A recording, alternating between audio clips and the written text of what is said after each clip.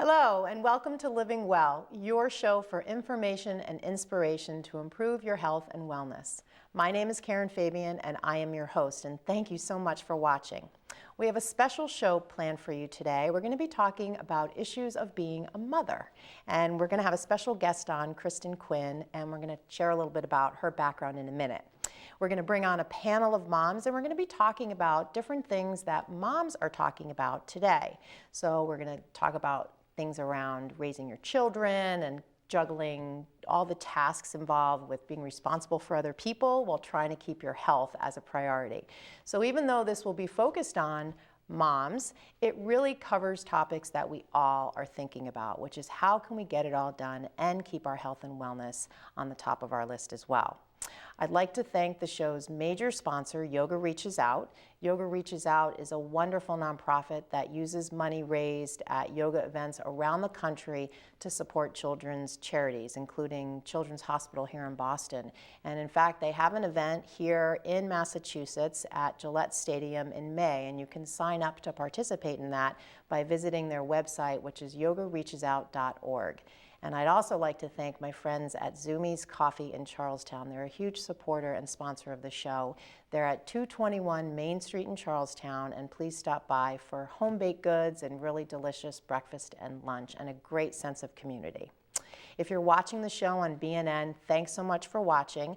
After every show, I post it on my YouTube channel, which is Bare Bones Yoga.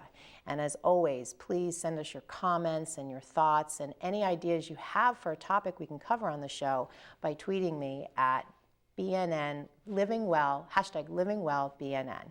So let's begin with the show. I'd like to introduce you to Kristen Quinn. Hello. Hi, how are you? Truth be told, Kristen is a good friend of mine, but I also wanted her to come on especially to focus on this topic of being a mom. Kristen is an award-winning mom blogger and lifestyle expert and has 15 years of experience in sales and marketing. She is the author of the popular Misadventures in Mommyhood, and here's her book right here. And it is a humorous parenting, and also has a humorous parenting blog, and is focusing on, in her book, the truth and nothing but the truth. And she really shares that with kind of this quirky, honest sharing of information. She is a featured writer for Stroller Traffic Boston and Mommy Poppins Boston, and also serves as brand ambassador and spokeswoman for several companies around the country. She's part of the Today Show parenting team, has been a guest speaker on NECN, ABC, and CNBC's Power Pitch, as well as NPR's One Bad Mother. Kristen's blog was up for Best Parenting Website for the Creators' Choice Awards in 2015. That's a mouthful. Woo.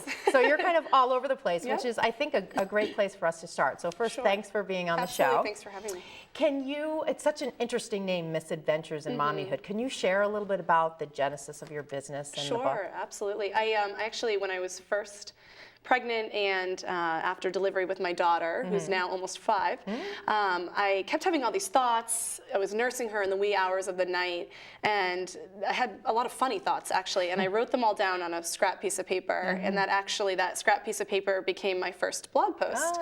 And after I wrote that first blog post, I never stopped writing. I just couldn't stop writing, and it didn't even have a name, to be honest with you, in the beginning. It was just a collection of my thoughts that I'd send to kind of my friends, and they'd send it to their friends, and it just grew into this very prolific, now 5 years later, blog called Misadventures in Mommyhood. And it's really tongue-in-cheek. It's very funny, but it also has a lot of heartwarming stories to it. So I was trying to pick a name that kind of, was funny, but also it really ultimately is about mommyhood and caring for your young. We don't kid bash, we don't mom shame. It's nothing like that. Some of those blogs out there that have done that before. This is really just heartfelt stories about doing something that we love. Okay. Now, I know some of the things that you bring up, whether it's you bringing up the topic or people in your community doing it online or in person, maybe are things that people are afraid to bring up. And so it seems like that's part of what you're trying to do, is give people a time or a place where they can share those kinds of things. Absolutely. How has that become part of your mission? Yep, absolutely. So when I was pregnant and right after delivery, again, I was shocked with all of the information I lacked almost from real people who had been through it before. I was on, the internet, we all do it, we Google all these different things, and the boards just weren't cutting it for me. And then when I had my child, I couldn't believe that, I'd gone through this delivery without the knowledge that I should have been given. So I wanted to eventually create this community where moms felt safe about not only talking about it, but listening to what other moms had to say about topics that aren't, usually talked about in a large forum, really. And I know that brands try to do that a lot. I think it's nicer when you hear it from a mom that's been through it. Right. Okay.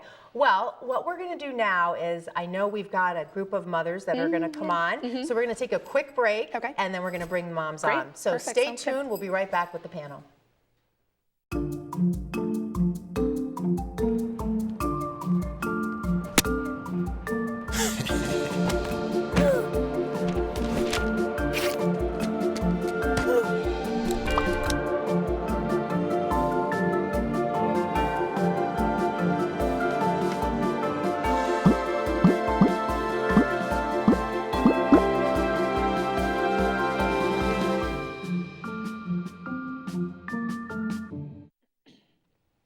Hi, and welcome back. We've assembled a panel of moms, and we're going to be going over several different issues, some of which we talked about at the beginning of the show. So let me first introduce you to who we have here.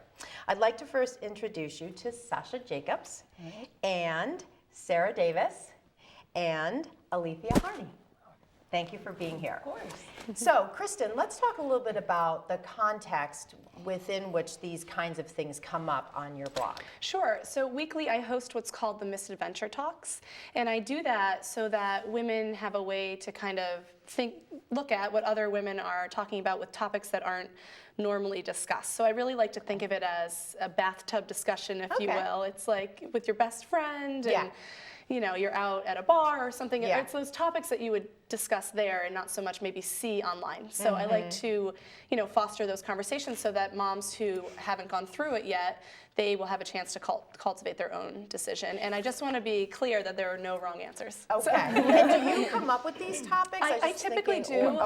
Yes, just based on my own experience. A lot of times, people will write in and just ask me a question randomly, because that's just how I have a rapport with my readers like that. So a lot of times they'll ask me a question, and I'll open it, with their permission, obviously, I'll open it up to the discussion, and you'll find that it's a popular thought in moms' minds, so you might as well talk about it. Yeah, great. Well, and we thought it would be a good idea to bring some friends on to really have kind of a discussion about some of the different things that have come up. So let's kind of dive in with the first one. So one of the things that I was reading, I'm not a mother, so some of this is a little bit of research I had to do for the show here, but it was interesting to me, just from kind of a medical standpoint, this concept of hospitals starting to maybe refrain from allowing the baby to be in a maternity ward, and right after birth, keeping the baby in the room with the mom to foster some bonding between mom and baby. So I know just from a little bit of research I've done that that is a bit of a controversial topic, and there are some feelings that folks have about that. So let's kind of go down the line and get your thoughts on that from your own perspective, and share a little bit about the children you have. Sure.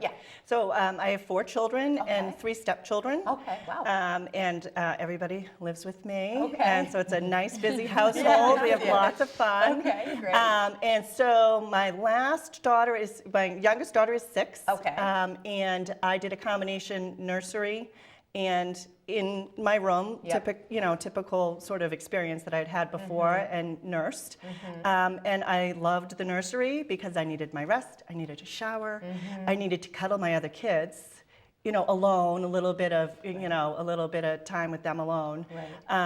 It's really concerning for me. I worry for the next set of moms that are going to be facing this. Right. Okay. How about yourself? So I have a 4.5-year-old and a 2-year-old. Okay. So the first time around, my daughter, when she was born, I definitely utilized the nursery. She did get asked to leave at one point because she cried a little too much. But it was really great to have the opportunity, have a little nap here and there. So I had that experience with her, but then when my son was born, 2 years later, that was no longer an option. So they gently kind of said, we'd prefer if you kept him in here. So I did. And I didn't obviously sleep as much, but we had a great time, but I wouldn't say it was any more bonding than it was the Okay. first time around. Okay, so you're So- saying from your perspective, the sleep aspect was probably one of the things that got impacted a lot. Yes, that was, and especially the first time because I was in labor for so long and I hadn't like slept in like, over 24 hours. So Right, I right. really welcomed that little rest. And then the second time I didn't need it as much, so because it was a lot quicker. But it would have still been nice to kind of have that opportunity, if I really needed it. Okay, So yeah, it was a little different. okay, got it. And how about yourself? You have, So I have 2 kids. Okay. I have a 2.5-year-old little boy, Jack. who's okay, A lot of fun, but totally out of control. Okay. And then I have a 6-month-old little girl, Emerson. okay, so you Yep. just had a child. Okay. Yes, and so the first time around, I was kind of on the fence because they offered it, but I was, not sure if it's something that I wanted to do. They offered, The nursery option. Okay. And so I did it, in fact, do it, but my husband said that at one point in the middle of the night, I woke up, I'm like, where's the baby? And I snuck out to go and see the baby in the nursery. And then the second time, I was like, please, Yeah. please take the baby. And they actually kind of weren't so into the baby going to the nursery, which I thought was interesting. I was like, no, really, it's okay. Right, I'll have right. plenty of time to bond with her. What I think is tough with this issue is that we often forget that there are 2 patients after childbirth, right? There's the child who, of course, is getting used, to being outside of the womb, but then there's also the mom who's gone through this amazing experience, but it's been incredibly exhausting, Right. physically and emotionally. Right. And the number one thing they need is rest. Right. And so, like, you guys have both said, there's plenty of time for bonding. Yeah. I think with all cases in the nursery, they still, even if the baby does go to the nursery, the baby still Always, comes yeah. back Oh, for yeah. breastfeeding every 2 to 3 hours. Right. So, it's not not like like the they're baby there goes away the and whole day. you sleep Right. for 8 hours. Yeah. But so I just worry that, with a mom, when you're a new mom, there's so many pressures already that I think that not having that extra rest could really, Could unfortunately, impact their have some health. negative impacts. Yeah. Yeah. And how about yourself? Your Yeah, kids I'm- are, you said, 4 and 2, 4 and 2, Paisley okay. and Decker, and both used the nursery, and they were great about bringing the baby back during Right. the middle of the night. Well, I don't know about great, but so I nursed every 2 hours around the clock. Yep. And they talk about bonding with the baby. I have to be honest, if I didn't get those 2 hours of sleep, I wouldn't be in the mood to bond. Right. And I wouldn't have enough milk to nurse them because sleep produces milk, and when you have a lack of sleep, I didn't sleep when the baby was in my room. So I think it's and also right out of the gate, they're basically saying, it's all you. This is going to be all you. You've got Yeah. the baby's in your room. It's not. There's no village behind you. Right. I felt like the nursery Right. was my first village. I loved it. I loved it. That's a good way of thinking of it, yeah. Yeah, I mean, I don't know exactly what's driving it. It sounds like there's a concern from the kind of maternal instinct bonding mother-child aspect. That must be part of what the driving force is. I wonder if it's Yeah. a little less Yeah. cozy Yeah. than that, and that it's money driven. Yes, could be, And that could be. as women, we are on Yeah. the last list for our health care. From what I don't know a lot, but Right. what my understanding is with our reduced mammograms, with our right. reduced PAP schedules and all that, I think this is just something else being Something taken financial, away. yeah. And I think it's probably financially motivated. Yeah, some angle there. I would be suspicious. of Yeah, so, kind of talking in general just about when you talk about sleep being such an important part of overall health. I mean, again, some of these things that we're talking about are specific to moms, but then there are other things, this concept of trying to kind of get it all done. And I know some of you are, taking care of the home and taking care of the children, obviously, working, and just this idea of keeping your own health as a priority while you're trying to get it all done. And I know from my friends who are moms, a lot of the social media posting has to do with challenges around that. So let's just talk a little bit about what comes up when that idea comes up for you and what some of the things are. About that you're doing it all? Yeah, just this Yeah. pressure to potentially kind of get it all done. Right. So I have always worked outside the home.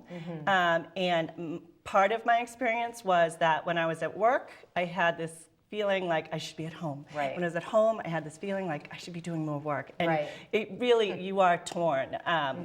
And we are sort of at this point expected to do it all and do it all super well. Right. And we put a lot of pressure on ourselves, and we look at television and all these things where everybody's always, looking put together and beautiful and their car's clean, and that is not true.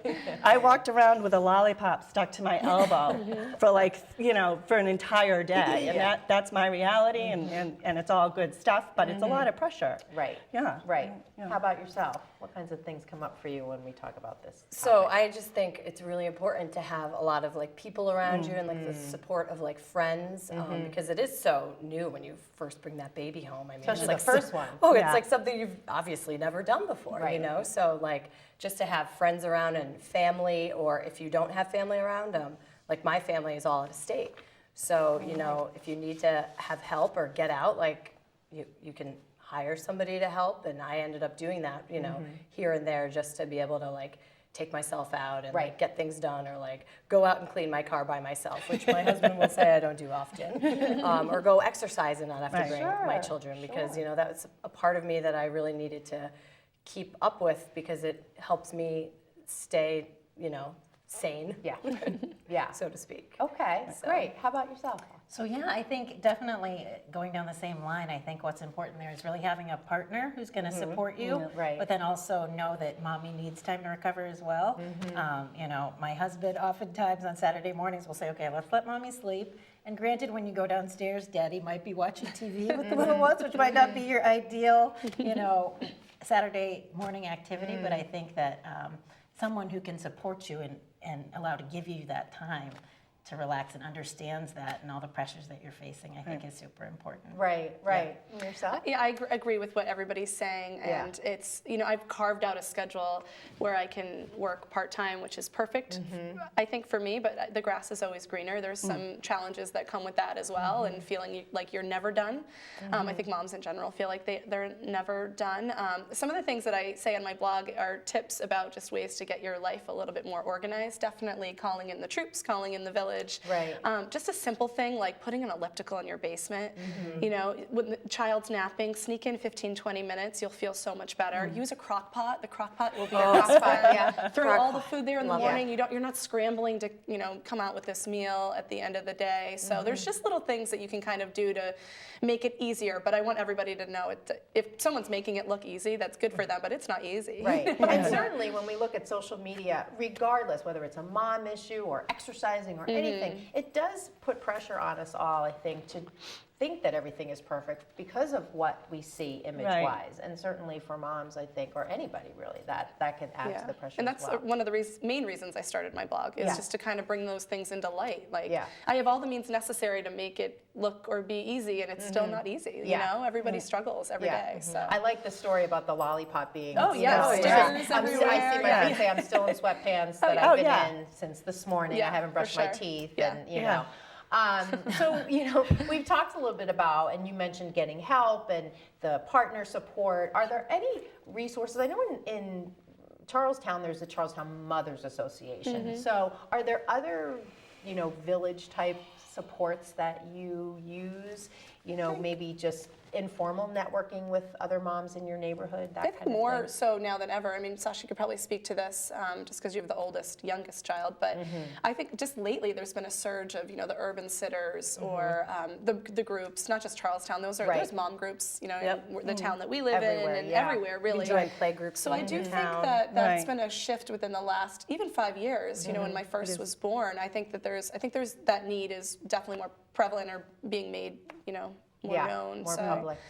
So let's kind of end on just an opportunity to give you all. I know being a mom, you're shaping a young life, and who knows what kids will turn out to be. But we all must have some thoughts about what we want, our highest aim or goal as a mom. So what kinds of things come up for you when you think It would about take that? a week and a half.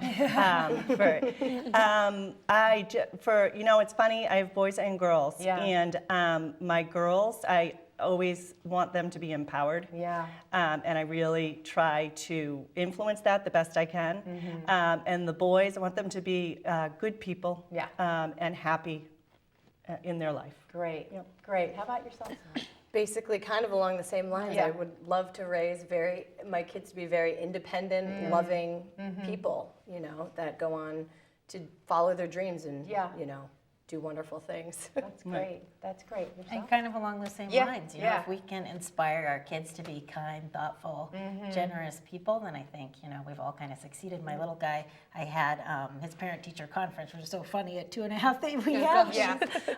But when they told me that he's just a joy and loves to include people and that's make great. sure that, you know, everyone's kind of doing their little thing, it just, you know, made my heart so full. That's great. Yeah, yeah. Yourself? Yeah, I agree. I think that raising good people is, you know, our number one job. We have to raise good people to have a better society. But I also want my kids to always know that they're loved, even if they're sad or if something goes wrong. I want them to just be raised in a way that they know that no matter what happens, we're always going to be there and love them. That's great. That's great. Well, thank If I you could all. just say, yeah, I'm sorry, sure just one thing. more thing Yeah. about the misadventures in Yeah. mommyhood. I mean, it is so amazing to have a resource like that because there's so many things online that just aren't so real. So, And, That's you know, great. you see your friends on Facebook, and it's always just the perfect things. Right. And my favorite thing about Kristen's blog is she reminds you to be in the moment and to appreciate kind of those little things that Right. you're going to miss, you know, once the kids get older. So That's just great. thank you. Well so said. sweet. Great resource. Thank you. Yeah. Great, Yeah. great, great. Well, thank you all so much Thank for you for having coming, us. for your Thank you. honesty, for the time, you know, to come here and share. This has been really interesting, I think, from all perspectives. So we're going to take a short break and then come back and wrap up.